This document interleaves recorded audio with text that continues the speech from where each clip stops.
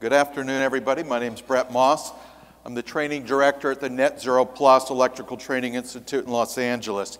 So we train journey level electricians, we train electrical contractors, and we train, journey level electricians, contractors, and apprentices, so those coming up. We just completed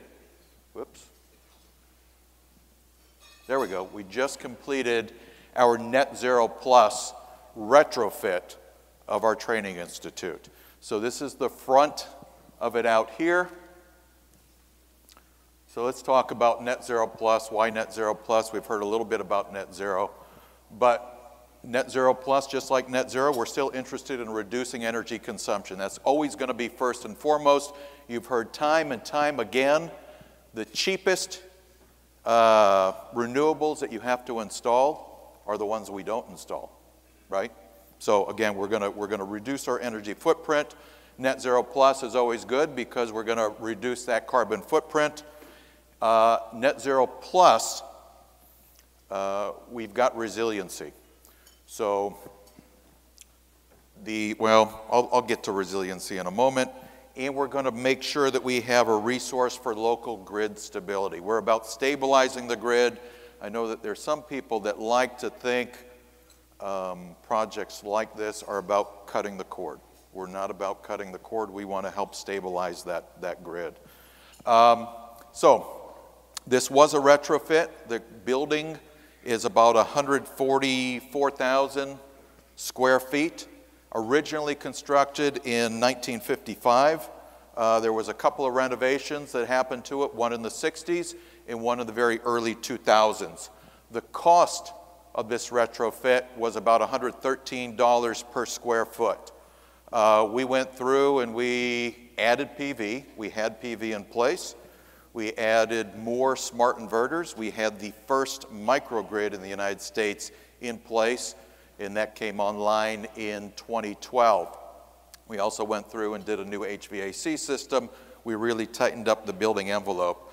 For, again, those really focused on this energy piece, my EUI, my energy use intensity, is a 16, which for a building this old, this size, is something to stand on the stage and talk about.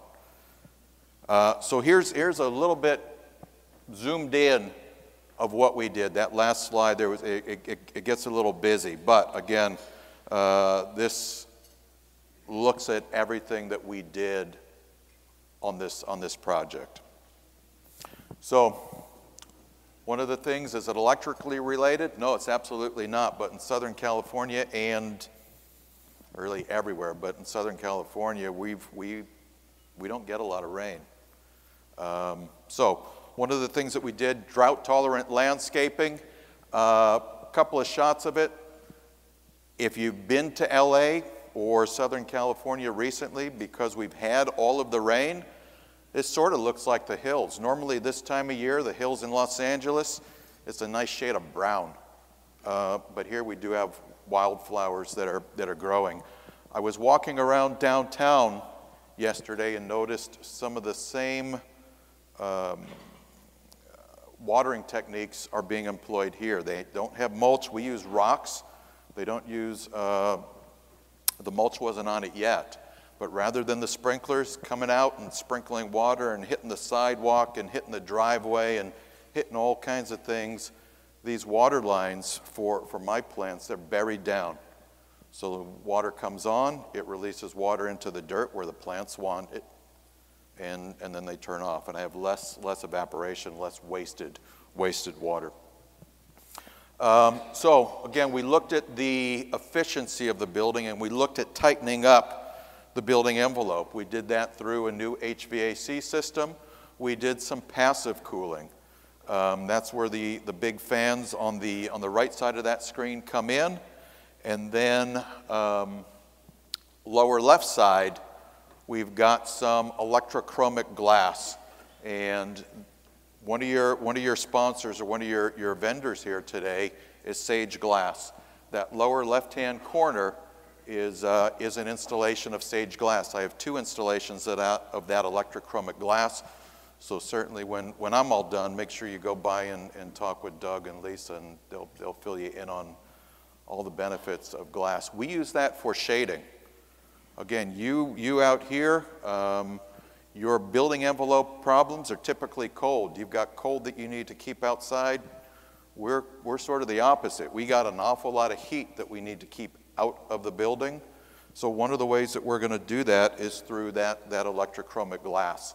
So this has a sensor on the outside of the building. It knows that the sun is shining on that window. It tints those windows. It reacts similar to the glasses, when you walk outside, tints them down. The other piece we looked at on my original slide, and that is simply a solar screen wall. That's a stainless steel mesh screen. All that does is provide shade. Interestingly, and it was talked about a little bit, some advanced lighting controls and lighting controls, we do what we call daylight harvesting. So daylight harvesting is a fancy word of saying, you know what, if you got a window and the sun's out, use the light from the sun and dim your fixtures down. So we do daylight harvesting. We were concerned that shade screen was going to hurt our daylight harvesting. It has not. In fact, that's an east-facing wall. Both of these are east-facing walls. Inside of the building, there's some electronic shades or electric shades. We raised them up, thinking that we were going to have a problem with that screen. No problems at all. In fact, we had glare. We had to drop those shades back down. But so here's the hidden benefits. And where's Doug and Lisa? There we go. All right, so this is my PowerPoint trick. So much like a lighting scene, those electrochromic glass windows, you can create scenes. So right now, this is a pretty big installation. I think this is probably about 30 feet wide. What you don't see is, again, we're the Net Zero Plus ETI. So in the nighttime, it spells ETI. All right, that's my one PowerPoint trick for the day. I don't want to tell you how long it took for me to get that thing to spin 90 degrees. All right, plug loads and water. Interestingly, we tightened up the building envelope and we tightened up the lighting system so much that now my big problem load in my building is the plug load. The plug load is when we look at graphs of what's going on in my building, like right here, right now, plug load. Plug load is the problem. So we're certainly looking at that. We have trimmed some of the plug load. We also installed some high efficiency water heaters. We took our lighting load and dropped it by more than 50%. I will also tell you we're an emerging building, which means that net zero certification has not been handed to us. We do have LEED Gold, but we're in that 1-year proving period. So you've heard about lighting controls and advanced lighting controls. When you walk through the schools, the hallways of the school, there's enough light just to sort of make sure you're not going to fall on yourself. But as you walk into a hallway, there's sensors that pick you up, and as you walk, the lights come on ahead of you. As you leave that area, those lights time out and they go off behind you, which, again, for me, I'm an electrician. I lived and breathed this building, this project for years. Every time I walk through and do a tour, it's the smallest stuff that I find exciting, but this is certainly exciting. Here's the other thing that we did, the lighting system. The LED lights now are smart enough to where you can tune them. So by tuning them, that's a fancy word to say we're going to dim them down. So we have brand new, highly efficient LED fixtures in my building, and right away, day one, we have tuned every fixture down to 80%. So when you look at lights in my building and we think that we're 100% lit, they're not. They're only 80% lit. So we found a way to further shave. And we've done that with no loss of visible or usable light in those spaces. So it's, again, something else to look at. We've got interactive dashboards.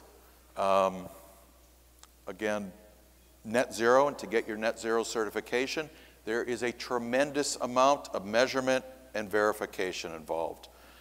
Because we're a school, we went way, way overboard. I think we've got 5,000 plus points of information that I can pull, real-time data that we can pull from that, and that's how we populate these dashboards. That's also how we're going to prove up that 365 days of net zero. I tell people there is not an electron in that building that we don't know about. We certainly know everything that's going on with that building. So again, I've used the term, it's a term that's thrown around quite a bit, but here's the U.S. Department of Energy, a microgrid. What is a microgrid? So we've got interconnected loads, right? So in my building, it's my building. It's the lights, it's the plugs, it's the HVAC system. We've got distributed energy resources within that clearly defined boundary. Well, city assessor does that real nice for me. That's my property line, right? And so a microgrid, we can either connect or we can disconnect from the grid. And we do. My system, again, can be grid connected. During normal operations, we're connected to the grid. We're interacting with the grid.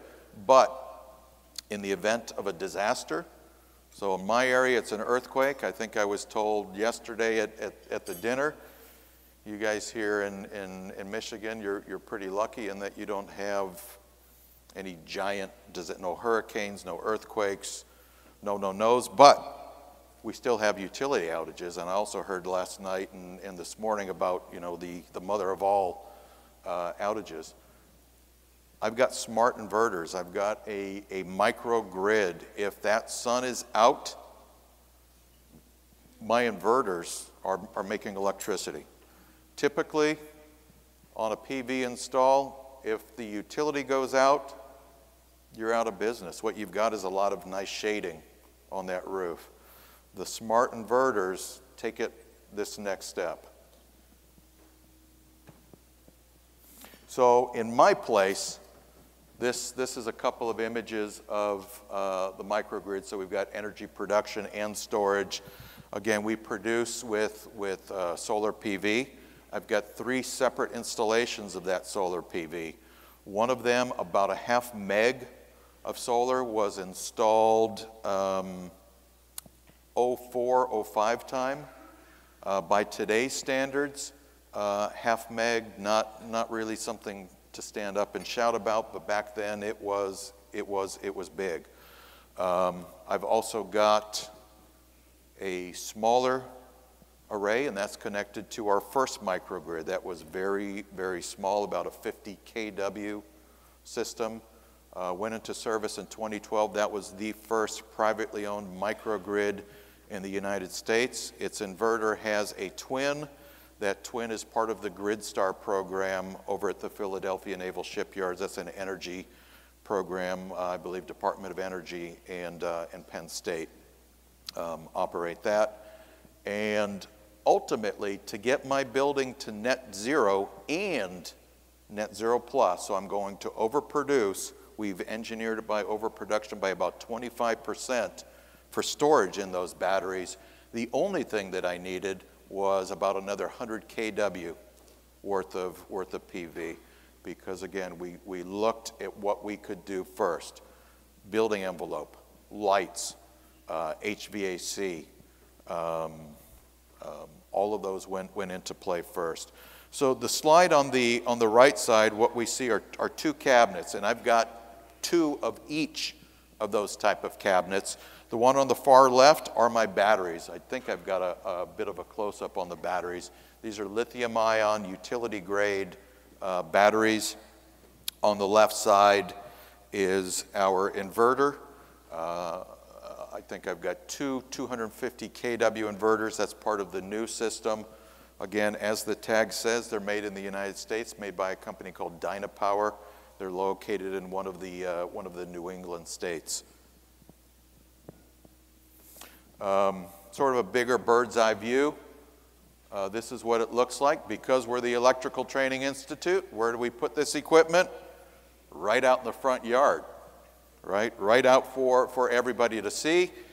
If you ask me where the HVAC equipment is, again, Electrical Training Institute, it's in the backyard, behind a fence, behind a gate. But that's what they look like. Those two containers that house the batteries, they're the lighter colored containers. They're about the size of like a cargo container, a little bit smaller than a cargo container. There has been a lot of talk back and forth. It seems like battery manufacturers right now are settling on installation in place. There was some talk about, well, let's create one of these containers back at a factory. We'll either float it over on a boat, we'll fly it over, we'll truck it wherever it needs to go. It looks like they are getting away from that thinking. So everything will be built on site. The batteries will be shipped as individual batteries. They'll be assembled. They'll be commissioned on site. What we've got here, this is a look at the batteries themselves. Again, utility grade lithium ion. That left side, top to bottom, it's probably about 6 foot, top to bottom. And I've got 318 kilowatt hours of that lithium ion storage. Again, grounding, we've got the final terminations on the right side. I mean, we all know about lithium ion, right? I mean, I just got on a plane to get here. Interestingly, it's my first flight that they haven't announced if you had one of the phones that there's the exit, go use it right now. The technology is growing, it's evolving. The technology itself is safe, but it needs to definitely be installed and maintained by qualified personnel. This isn't something that that we're going to pick up at the Home Depot and sort of put in as a weekend project. So, as I talked about, this is my microgrid. We've got the battery, we've got the on-site PV. What I didn't mention yet, I'm about to mention right now, we've got on-site EV charging stations. I've got 8 EV charging stations. We've got infrastructure for, I believe, another 16. During the daytime, when the sun is out, those electric vehicles are being charged from the sun, right? So it goes directly PV panels to the inverters right to the cars. This system, these inverters are smart enough to also go the other way. So we've heard a lot about grid to vehicle charging, right? That's what we've got. My system is capable of going the opposite way, and that's vehicle to grid. So in LA, I think it's LAPD and or the city has bought a fleet of electric vehicles. In the event of an emergency, that's potentially your backup storage, right? Because anybody with a large fleet typically has a certain number of that fleet on the street, and you've got the rest in the garage. Again, the system is capable of pulling energy the opposite way. Right now, to my knowledge, the Nissan Leaf is the only production vehicle that's capable of doing that. So if you visit my place and you're driving a Leaf, you know, things can happen before you leave, I guess. Here's the other thing to talk about. We've got a weather station on site, and that weather station really helps the building start making decisions for itself. You know, we keep hearing the terms thrown around a lot, the Internet of Things. My building is connected to the internet. This building is a living laboratory. It's ever changing. Part of what that weather station is doing is helping to get input and help us make decisions on what we want to do maybe with those batteries. So again, we're grid connected. We can use those batteries, you know, we talked about resiliency, but I can use those batteries to do some peak shaving. I can use those batteries to help put more energy back on the grid if the utility is calling for that. If they're calling for automatic demand response, we can do that. So the weather station comes into play because if there's clouds that are coming by, your solar panels are not as efficient, they're not as effective as a bright, nice, clear, sunshiny day. The weather station can measure the density of those clouds. That number goes into a formula. It knows if I discharge the batteries by X%, how long is it going to take for me to recharge with the current cloud cover and get them back to where we want them to be? Again, what we're looking for here is we're looking for resiliency on that overnight event. I've got the ability to island, and if the sun's out, I'm going to produce energy in island mode, but at nighttime, you know, short of every one of my apprentices on the roof with a flashlight, and that doesn't work, it just sounds good, we're not producing electricity. So we need to make sure that those batteries are at that safe level before we start saying, hey, utility, yes, we've got extra power, you can certainly use that power. So that the building is extremely, extremely smart. There was a PBS documentary that featured our building. It rerun, in fact, last night in LA, but through the PBS website, if you're interested, it's an hour-long documentary narrated by Ted Danson. You can find it on the PBS website and stream it, and the title of that documentary is called Building Below Zero. What it looks at is, okay, we've got net zero, we've got certain net zero buildings, it features some net zero buildings, and then it throws the question, okay, what's next? And what's next is net zero plus. So again, it is critical that you've got qualified and highly trained workforce. We are in Los Angeles working with Dr. David Riley. He heads that GridStar program over at Penn State, but there is participation with other training centers. I will tell you, and I don't think I did, that there are training centers similar to ours across the United States and Canada. The Detroit apprenticeship program is here today along with some representatives from the Electrical Workers Union. They're also active and they're also participating in this training. There will be a certification through EPRI at the end of that training to make sure that we're getting the right people on the job.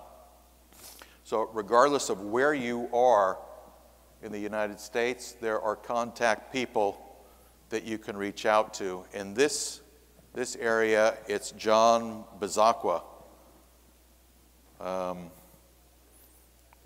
Lots of email addresses. You can probably get this through Sherry. This is probably a little bit too small print. But you might be asking, that's great, Los Angeles, you know, I'm here from California to help, but what about Michigan? Well, what about Michigan indeed? In Michigan, in Detroit, Local 58 of the International Brotherhood of Electrical Workers is about to complete and do a ribbon cutting in June, I believe, on their zero net energy center, right in Detroit. So it's happening. It's happening right now. They represent, you know, over 4,000 journey level workers. They've got more than 500 apprentices coming up and learning this trade. They're using 9. So, you know, I looked and talked about building envelope. They're using 9 very specific ways to tighten their building envelope. And again, it's not a one-size-fits-all, but certainly what they've done here in the Detroit area will work in this geographic region. Again, probably not going to work for what we did in LA. they did a geothermal grid, which I thought was really cool because, again, you've got 365 days to prove it, right? Well, part of my 365 days has been all of the rain that got California out of the drought, which is a good thing unless you're counting your net zero days.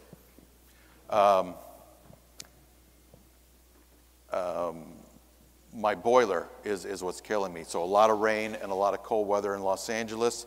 They're using a geothermal grid. It's great. Variable refrigerant volume, which is similar to VRF, variable refrigerant flow, AC system, different than ours. They also have some solar panels.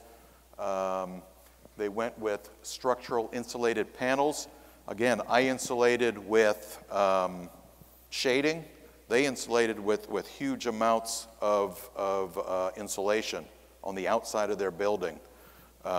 They did similar to what we did on the roof. They also installed a very thick layer of rigid insulation above the roof. We did the same thing. Again, different reasons, but similar approach. What we've got here, again, I'm told not their actual installation, but this is what a geothermal installation can look like. Center sections are their installation, so they also went with some high performance, not the electrochromic glass, but they did go with some new high performance glass. And again, on the right side, we've got photos of their PV system. With that, I will wrap it up. Wrapping questions? All right. I'm here all day. See me outside. We can answer any questions that you might have. Thank you very much.